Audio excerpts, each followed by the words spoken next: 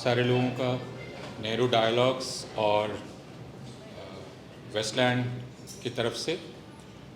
आप में से कई लोगों को यह पता है कि यह मासिक श्रृंखला है जो किसी किताब के इर्द गिर्द होती है और किसी विषय पर केंद्रित होती है।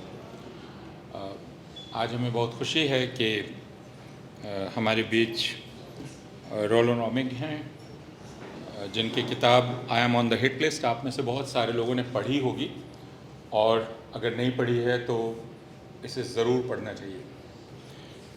और रोलो हिंदुस्तान में थे और अमृता ने कहा कि आज का ही दिन है जब हम बात कर सकते हैं, तो हमने गुजारिश की नेहा दीक्षित से, जिनसे भी आप सारे लोग परिचित हैं, the main lives of Saida की लेखिका, पत्रकार, उस किताब के पहले भी उनकी रिपोर्ट से आप लोग परिचित हैं। रोलो, बहुत स्वागत है आपका। और नेहा, अब आप दोनों के बीच ये बातचीत होगी। Thank you so much for such a kind introduction and welcome all of you. I'm very happy to have this conversation with Rollo about his book because this afternoon I managed to finish the book, and I have to say that to understand what has been happening in India in the last 11 years, 12 years, it's really important that one reads his book because placing, like he writes in his book also, everything, he goes back to Indian epic tradition and says that every story has a meta story in it, or every story is a part of a meta story, you say. And in that context, Gauri's story, Gauri Lankesh, who was killed in 2017 because of the work she did, and Rollo brings together everything that Gauri had done and everybody around her, all the issues that were dominant in the times that she lived in. He puts all of those things in a context and tells us why we are here in New India and whatever is happening around us, things that disturb us, why have we reached this point? So thank you for writing this book. Well, thank you so much, Neha. I'm really, I'm so honored to be in conversation with you this evening because I'm such an admirer of your work. You're a much more accomplished journalist than I am. And I feel like I should be the one asking you questions just so I could learn how to write a book like the one you did, which really moved me profoundly. And it didn't just move me, it's so many, it's a book that does so many things. And, you know, well, I was mentioning earlier, Neha, that, you know, in some ways our books are interestingly similar, that both of us kind of examine the past 30 years of contemporary Indian history through the lens of one specific woman. But in most other ways, the books are incredibly different. Just the worlds they describe are remarkably different. And partly it's regional. You know, you're describing a woman in Delhi for the most part. And Gauri Lankesh obviously was based in Bangalore, which can feel like two entirely different countries. And you know, language, culture, all these things, but maybe most significantly class. That, you know, you're describing the life of a poor family. Nearly everyone who I'm writing about in my book is middle class, and that's probably the biggest cultural gap of all. Is these class differences.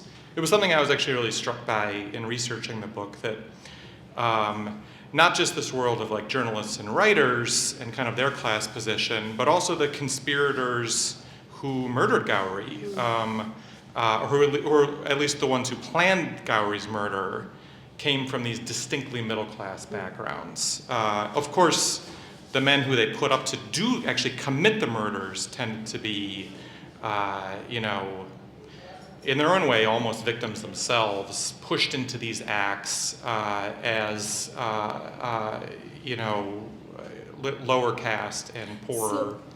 Sorry to interrupt you, but please.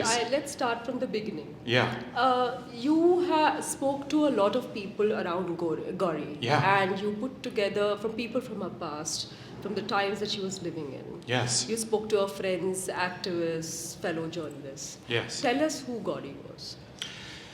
Well, it's such a complicated answer. I mean, the name of your book is Many Lives of Saida X. I easily could have named my book something similar because, that was actually the thing that sustained me the most and ended up fascinating me the most over the time that I was working on this book. That, she was such a complex person who went through many different phases in her life.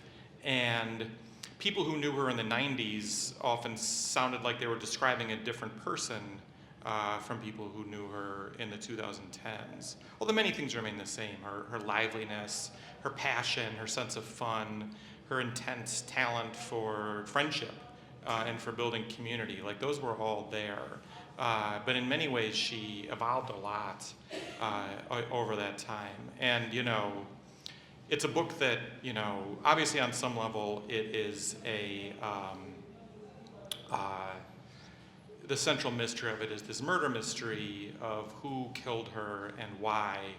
But really what I found most fascinating was the mystery of who she was, which it was a mystery that even the people who knew her best, I felt, were grappling with after her death, especially after the enormous outpouring in response to her murder.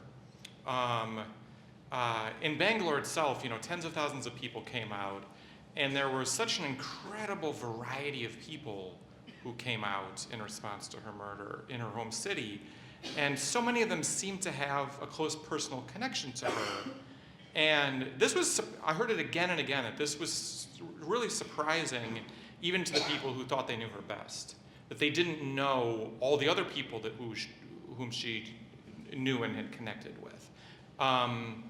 And that was fascinating to me. And it pointed in part to this work that she was doing very steadily, very thanklessly behind the scenes for many years, of making connections, building community, cultivating friendship, which is really often a political act. We don't frame it that way. And it's work, And she's someone who we think of as being primarily a journalist. And it's understandable, like when I think most people, even in India, weren't familiar or weren't that familiar with her prior to her death. She was a local figure writing in Canada in the later part of her life. Certainly outside of India, she wasn't well known. But she instantly became this international figure when her murder became international news. It was assumed that what made her most significant was her journalism. It's an understandable assumption. I came to see it as being, not to downplay her journalism, but these other talents and this other work she was doing, these things that don't come with job titles, which are very often disregarded as women's work, this work of community building and making connections between people. That was really what was essential in what she did, and that was when the people who lost her, that was where they found the gap most profoundly that no one else was filling. Thank you for that, because in the book you mentioned how Gauri calls herself a journalist activist. And now a lot of us here in the last 10 years, sometimes we see that it's the conspiracy of the corporate media when they start calling some people journalist activists to sort of question their credibility or question what they are reporting on, or sometimes when they're focusing on public interest. But here Gauri herself is calling herself a journalist activist. A lot of friends you spoke to, her friends that you spoke to and you mentioned in the book, they also say that, maybe she was not such a, powerful journalist, but there were other things like you just mentioned that she did. What does it mean actually? Why did she call herself that? Yeah, it's a really interesting question. And actually, by the end, she'd flipped the equation and she described herself as an activist journalist, putting the word activist up front, very deliberately. And she definitely didn't start out that way. When she was starting her journalism career, writing for big national English language publications, her approach was very different. She absolutely did not think of herself as a journalist. This was a big evolution in her way of thinking about how one approaches journalism. She was trained in the same way that I was trained, that you should present your work as scrupulously neutral. And it was a formulation that she came to firmly reject. And uncoincidentally, she rejected that way of thinking when she left English journalism and started writing in Canada. And it started off by her taking over her father's newspaper. Her father was a very storied, beloved, notorious local journalist, kind of a one-of-a-kind figure, P. Lankesh. And he had this one-of-a-kind newspaper. When he died unexpectedly in the year 2000, she took it over, which was a big surprise to everyone because she actually wasn't even fully fluent in Kannada at that time. So she was not an obvious candidate for that job. And, but she really, rose to the occasion, quickly learned Kannada well enough to not just write for the paper, but edit it. And, but in switching to Kannada, one thing that she said again and again in her writing is that it plugged her into the ground realities of her state and her city in a way that she just never had access to before, writing in English. You know, when you write in English, as I know all too well as someone writing in English myself, your audience is vague. You don't know who you're writing for. It could be anyone who's been educated a certain way, and you never quite feel like you're directly writing to a person. When you're writing in Kannada, in Malayalam, in any more specific Indian language, you know exactly who your audience is, and you're going to hear from them, and there's going to be a dialogue. And it also just in many ways plugs you more directly into what's actually happening on the ground in a place. You know, English has become kind of the nowhere language, and that radicalized her. You know, and getting plugged in that way, and she just increasingly felt that neutrality is a false position. That neutrality is really just, for a journalist, is really just an endorsement of the status quo, which she found increasingly intolerable to endorse. And just was suspicious of this idea of why do we have to pretend to be neutral? All of us have, we can see what's happening. We can see when it's raining outside or when it's not raining outside.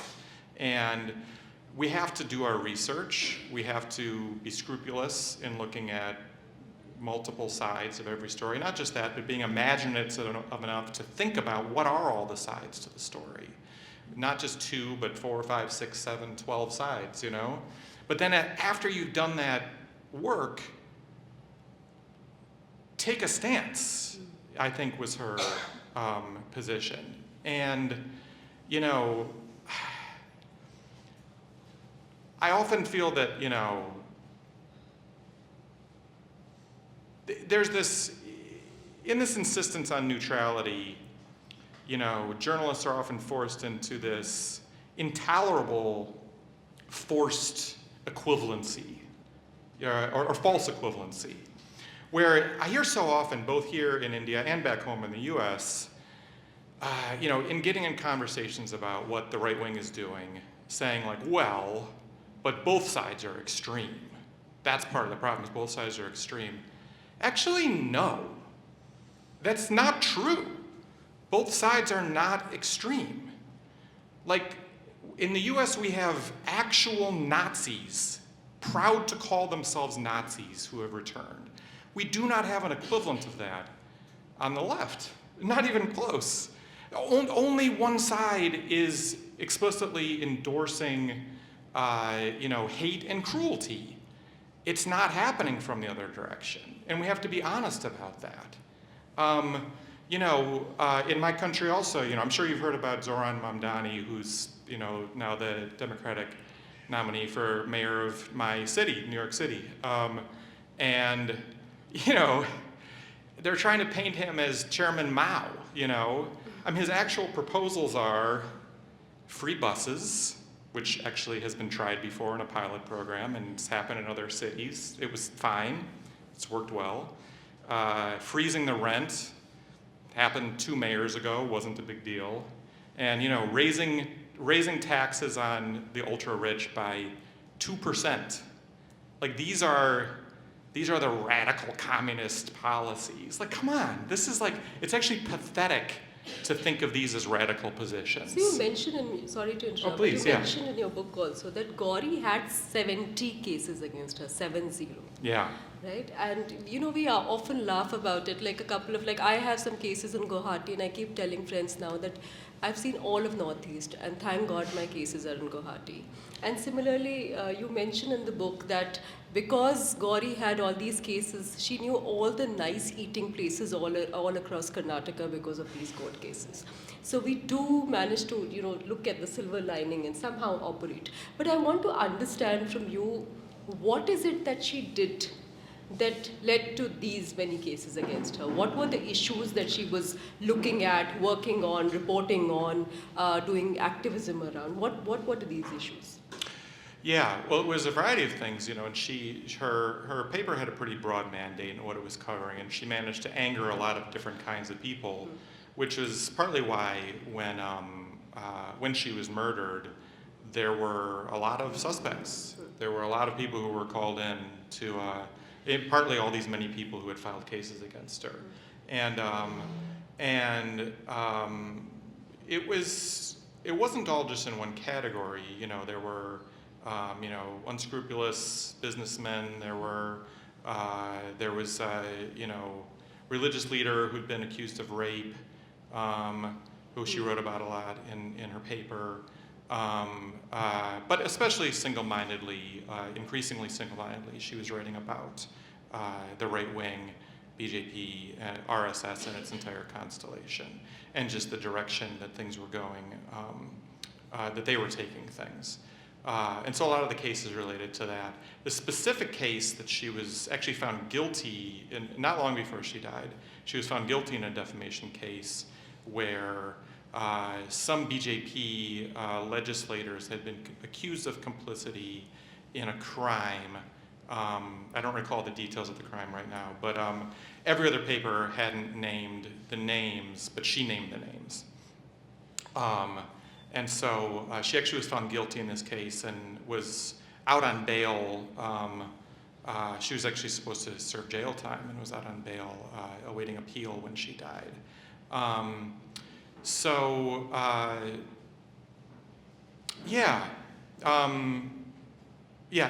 Tom, what was the other part of the question, Neha? So that's what I was asking. Yeah. Maybe I'll ask another one so Yeah, that please, you can yeah, answer please. both, which is Yeah. that she's one of the few Indian women journalists, activists who have been murdered. And in his book, he speaks to many of her friends who describe her in different ways. But, so some people, of course, there are all these stereotypes about women, right? That if you're an independent person, a woman, then of course you must be doing drugs. And of course, if you're single and with no children, of course you're like this. And at some point, someone has said she behaved like a 16-year-old. So that's also an accusation of sort. So why, and then at some point, Gauri herself in the book says that, somebody says, oh, you're a woman and you're doing this. And Gauri says, I am a woman and that's my security. That's right. Now, Yeah. so it's really complex, the fact that a woman who's not fitting into that stereotype within the Indian patriarchal system, and at the same time, she thinks that that is going to keep her safe. Why do you think they went after this woman? And what is it about her being the way she was offended this whole system?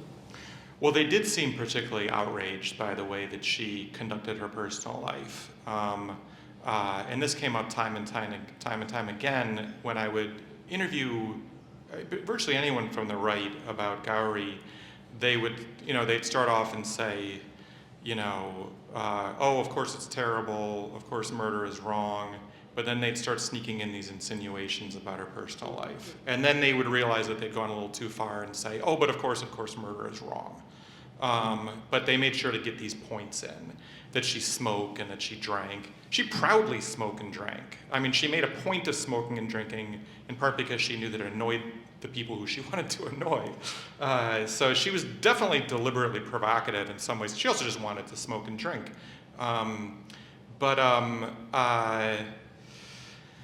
Yeah, you know, it's interesting. You know, you mentioned when we were speaking earlier that she's possibly the only woman journalist who's been assassinated.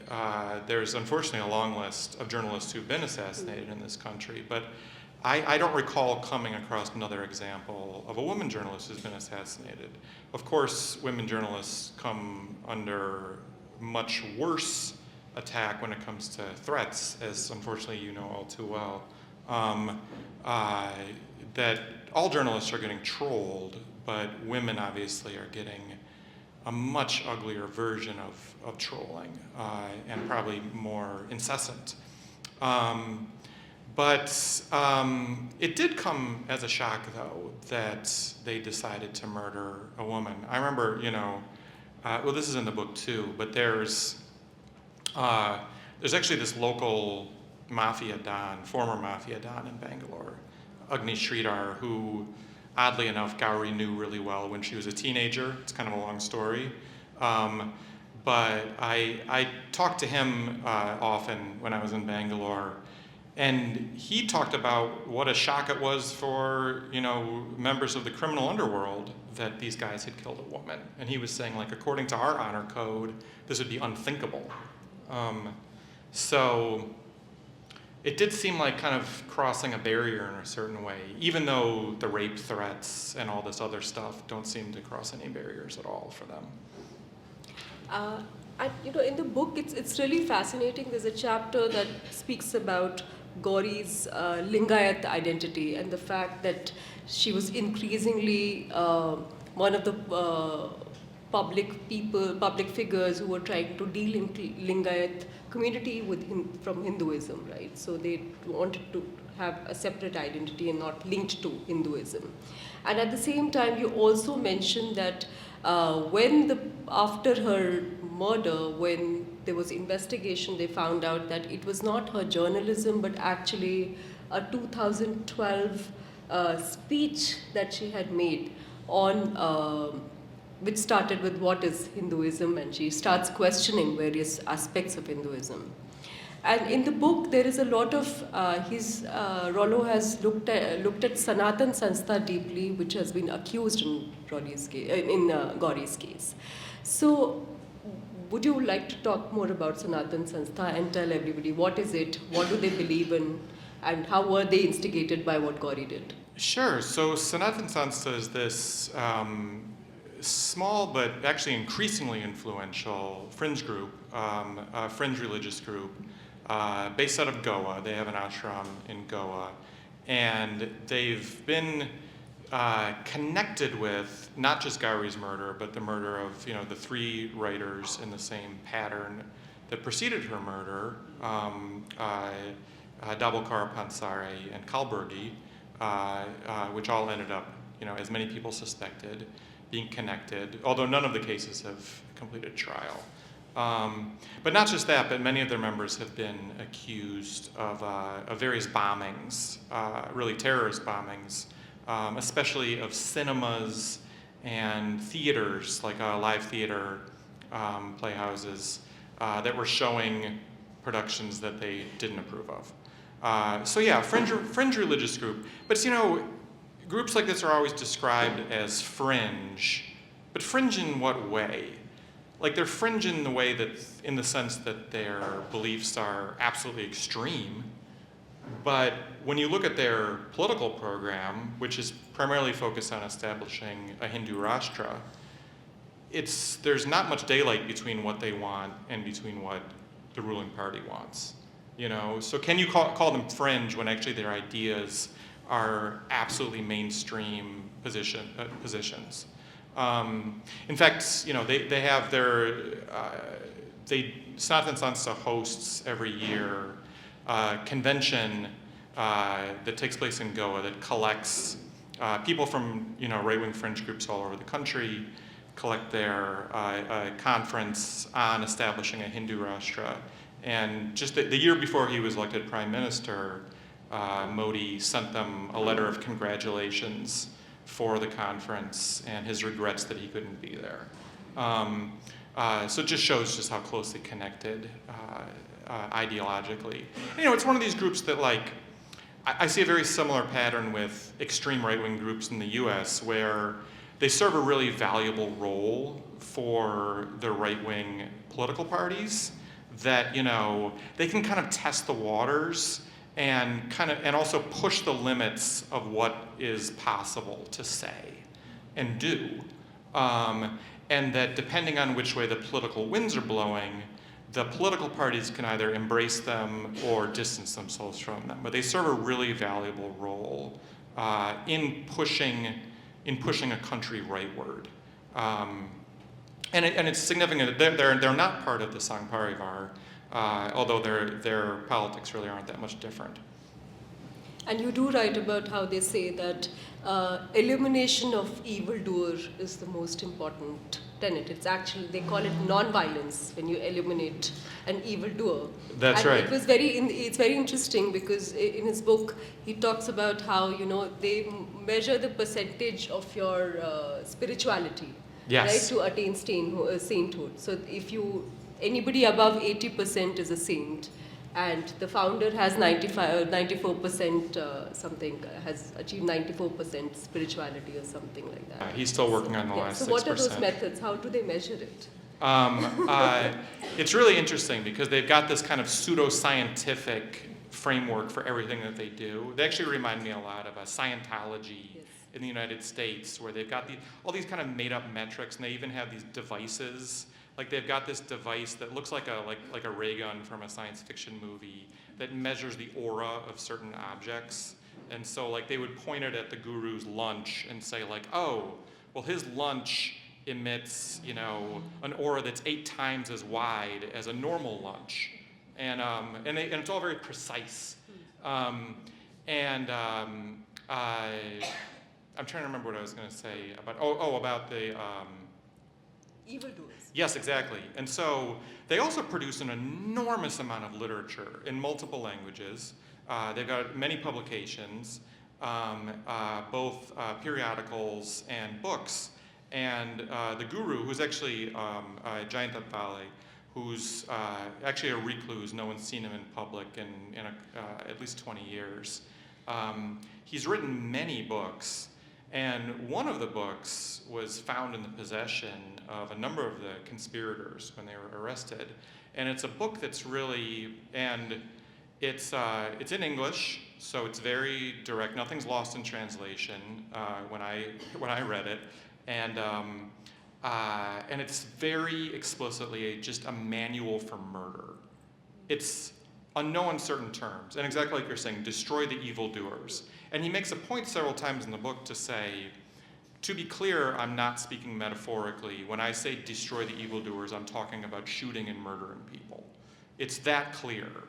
And he says things like, it's all this specific advice, like when you're aiming the gun, chant God's name, and that will ensure that the bullet hits, but that also you will not be held culpable for it. All these instructions very directly about murdering people, and how you compile lists of whom to kill. They recommend their own newspaper for compiling hit lists because the newspaper often highlights people who they consider traitors to Hinduism. And, you know, he's been untouched. They've actually done a pretty remarkable job of separating the leader and all other active members of Sanatan Sanstha from culpability. Despite this, what you would think would be, this very obvious evidence, he's never been arrested. The Sanatan Sanstha is more influential than it's ever been. It's actually, these murders have actually raised their profile, increased their recruitment. And you see them you may have even seen them yourselves. Their spokesmen occasionally appear on TV news channels to represent Hindu opinion on various matters. Because everybody sitting here in some way is an evildoer in the eyes of Sanatana. I would imagine I'm so, very yeah. sure of it. But I do want to ask you, in the book you mention, and that's where you get the name of the book, Gauri says that there is a hit list. I am on that hit list. And she did have a list where she appeared, and there were many other people. And in the book you also say that after her killing, a cop told Kavita, her sister, that because of her killing, everybody else on the list was saved. Yeah. So tell us more about this list. Yeah. Who were the people who were part of this list and they were being targeted? So, it was something of a, as this pattern of murders became clear, Dabholkar, Pansari, Kalburgi, all shot with the exact same modus operandi, two men on a motorcycle using the exact same kind of pistol, seemingly targeted for similar reasons, shot on their doorsteps.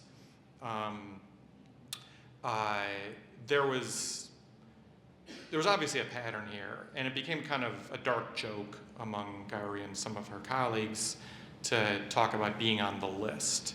But obviously they knew that there was a list in some sense. They didn't know how literal it was, but it turned out to be quite literal, that the police found two different lists in notebooks, because actually the conspirators left behind a lot of documentary evidence.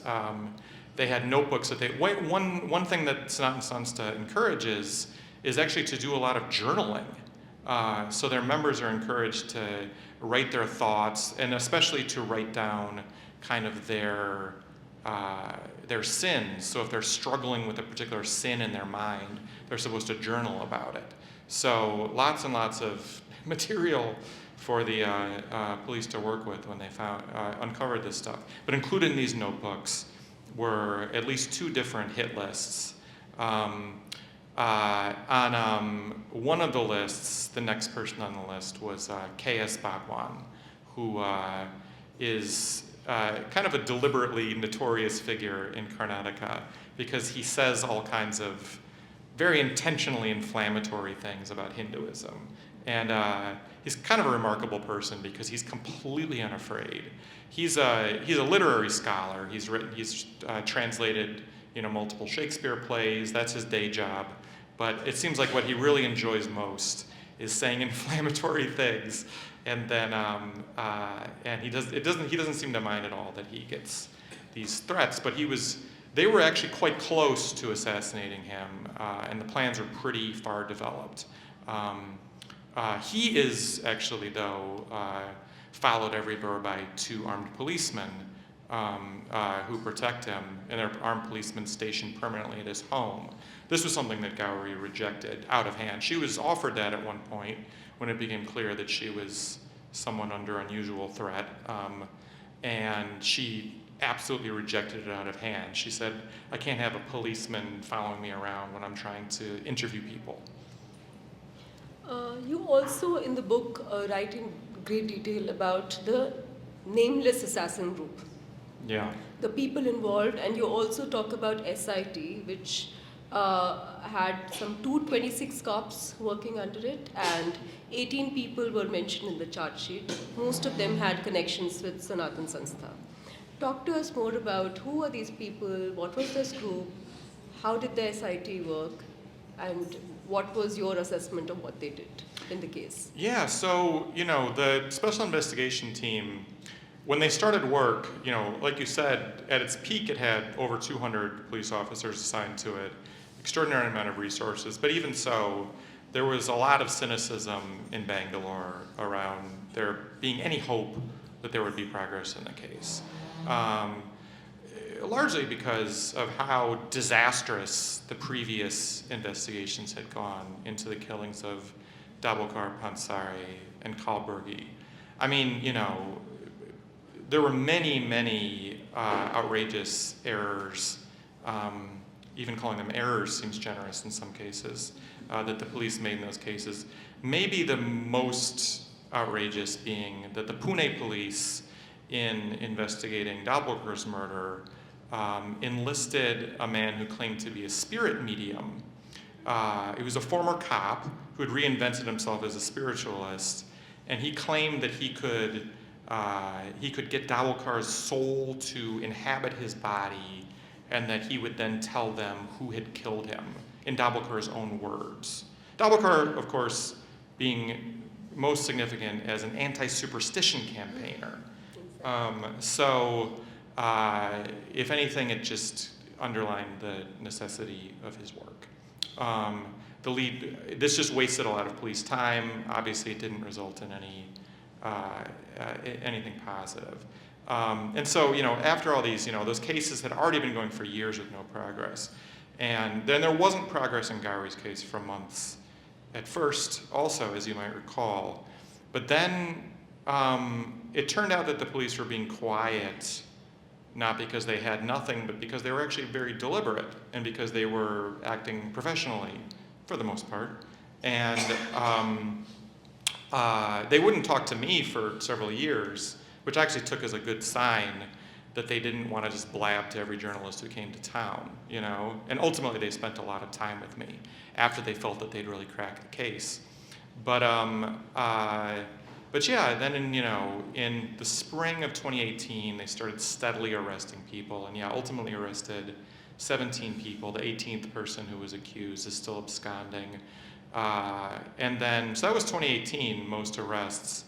Trial didn't start until 2022, 4 years later, partly due to COVID, but partly due to all the struggles that we all know well in the Indian justice system.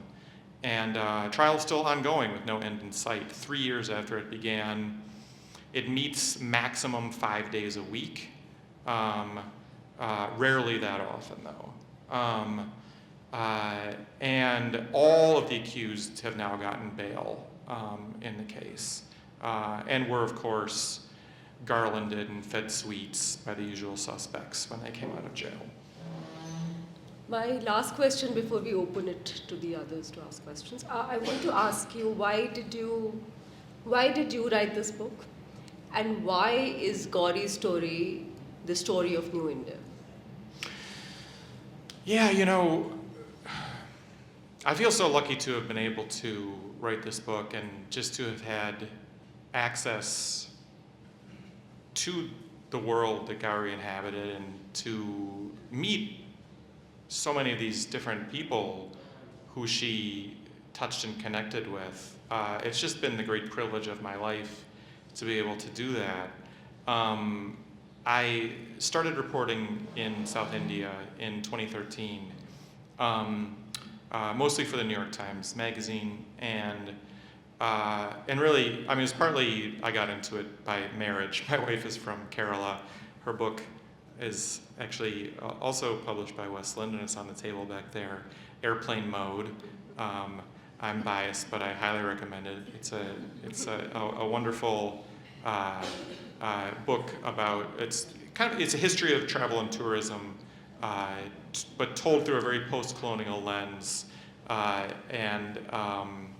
In many ways, it's a book that's about sort of the experience of trying to travel the world on an Indian passport and all the obstacles that come your way, and using that as an opportunity to tell the history of things like passports and visas and borders. I started coming to India just on family visits with her, but quickly just started doing most of my journalism here, and really immediately wanted to focus on South India because, American publications, when they cover India at all, tend to be very Delhi-focused, and journalists, even when they're based here, foreign correspondents tend not to travel far from Delhi. And what impressed me most from the beginning about India is its extraordinary variety, diversity, pluralism, and I just wanted to, I kind of made it my mission to, at least for these American magazines, to just try to show different sides of the country. And I'd always been looking for a book that would do something similar, and then, when Gauri was murdered, I wrote about it for the Times Magazine, and then just found that I couldn't really let it go. and that I knew very early on working on that magazine story that I was just getting started with it, and there was just too much to say that could be contained in even a long magazine story. So yeah, I felt like I almost didn't have a lot of choice in the matter. And why is Gauri's story the story of New India? Because you've very effectively and comprehensively told us what has happened in the last 10, 11 years and why it led to what happened to Gauri and whatever we are facing right now. Many of the people you mention in the book who Gauri called her sons, right? Umar is in jail, many other people are in jail. And Gauri was deeply concerned about these people. And now that she's gone, still many people continue to face the things that she was afraid of. Why is her story the story of New India? I guess she is someone who you can tell the story of this India through. But as you demonstrate with your book, there are so many Indians who that's true of, you know? And